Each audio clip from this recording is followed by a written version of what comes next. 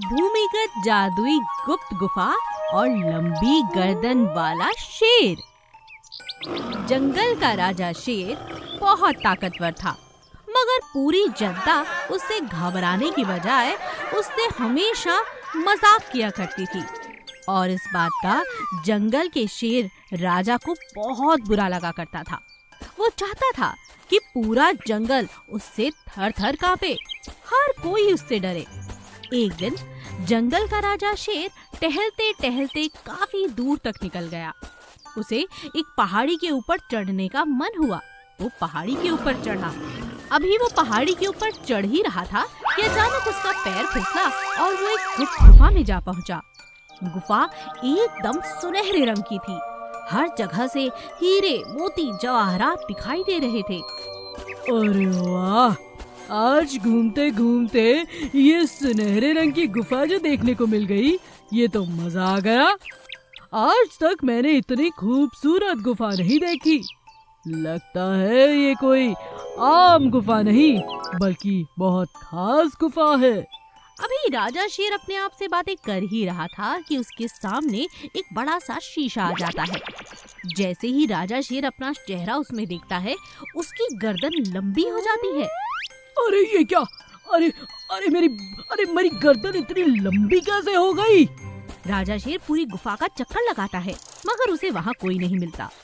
अब इतनी बड़ी लंबी गर्दन लेकर वापस घर कैसे जाऊं? फिर उसके मन में एक उपाय आता है। ये अच्छा तरीका है। अब तो मुझसे हर कोई डरेगा। मैं कोई साधारण सा शेर नहीं, लंबी गर्दन वाला हूँ। अब तो वापस जाकर सबको डराऊंगा। राजा शेर वापस अपने घर जाता है और लोग उसे देख देख कर डरने लगते हैं। अब पूरा जंगल उसका मजाक नहीं, बल्कि उसके डर से थर-थर कांप रहा था। राजा शेर बहुत खुश था, मगर शाम होते होते धीरे धीरे उसकी गर्दन छोटी होनी शुरू हो जाती थी। इस बात का पता जंगल के जानवरों को ना पता लगे, इसीलिए वो चुपचाप शाम होने से पहले पहले अपनी गुफा में वापस लौट जाता था। एक दिन राजा शेर का फिर से दिल हुआ कि वो सुनहरी गुफा में वापस जाए। अभी वो रास्ते में ही था कि उल्लू ने उसे देख लिया और उसका पीछा किया। राजा शेर कहाँ जा रहे हैं? अपनी लंबी सी गर्दन लिए देखता हूँ। उल्लू उनका पीछा करता है। राजा शेर सुनहरी गुफा में जाता है।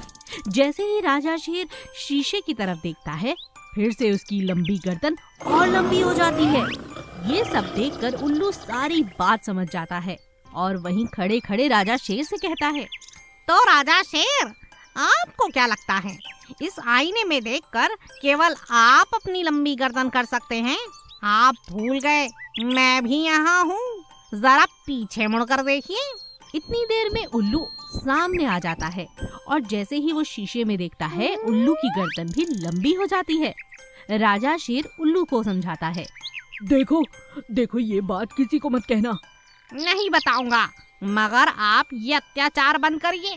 डराने की जरूरत ही क्या है, प्यार से भी तो रहा जा सकता है महाराज। अच्छा ठीक है, मैं तुम्हें अपना सेनापति नियुक्त कर दूंगा और जंगल के किसी जानवर को नहीं डराऊंगा। अब चलो, वापस चलो मेरे साथ। जैसे ही राजा शेर शीशे की तरफ से अपना मुंह हटाता है, उसकी गर्दन फिर से वापस सही हो जाती है और दोनों उल्लू और शेर जाकर जंगल में पहले की तरह रहने लगते हैं। Please subscribe.